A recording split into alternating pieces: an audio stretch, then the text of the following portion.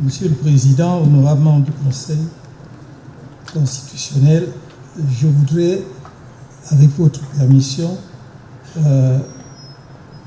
apporter un élément pour votre appréciation par rapport à une question, je crois que c'est vous-même qui l'avez soulevée, en tout cas c'était en rapport avec le rapport du rapporteur de la commission sur l'interdiction de la pluralité d'investiture. Comme on l'a dit tout à l'heure, lorsque la loi veut interdire, elle interdit.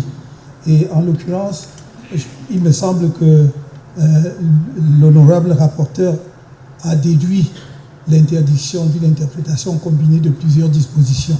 Alors, mais je veux dire, le législateur n'a pas été à ce point non vigilant, parce que dans le même code électoral, l'article 121, le dernier paragraphe de l'article 121, sur l'investiture, les investitures données aux candidats indépendants, dit ceci: les dites personnalités doivent apposer leur signature légalisée par les autorités administratives territorialement compétentes sur les lettres de présentation. Une même personnalité ne peut apposer qu'une seule signature et pour un seul candidat.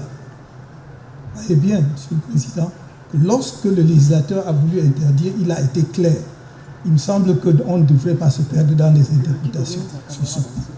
La deuxième remarque, toujours pour faciliter la tâche de l'auguste juridiction, c'est que si on suit les conclusions de l'honorable rapporteur, on aboutirait à une décision qui peut peut-être être satisfaisante pour ceux qui ont initié justement cet imbroglio dans lequel nous nous retrouvons.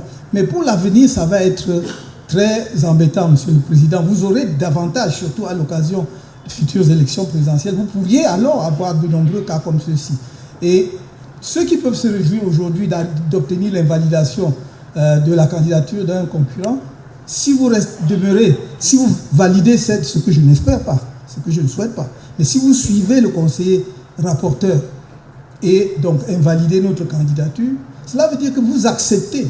Et moi, si Dieu nous permet d'être là, peut-être à la prochaine élection présidentielle, moi, comme toi, je vais signer que je suis président national du RDPC, je me suis investi, je suis candidat du RDPC, et il faudra effectivement que le RDPC nous explique par quelle magie il va échapper donc à une jurisprudence qui, effectivement, ne tient pas compte de ce que la personne qui revendique une fonction assume effectivement cette fonction. Qui plus est, la personne qui revendique la qualité de membre d'une association, en l'occurrence un parti politique, en est véritablement membre.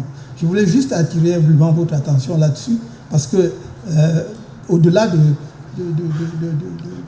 des plaidoiries qui sont longues, les choses sont infiniment plus simples. C'est quelques points précis de droit et on peut prendre une décision qui soit correcte. Merci.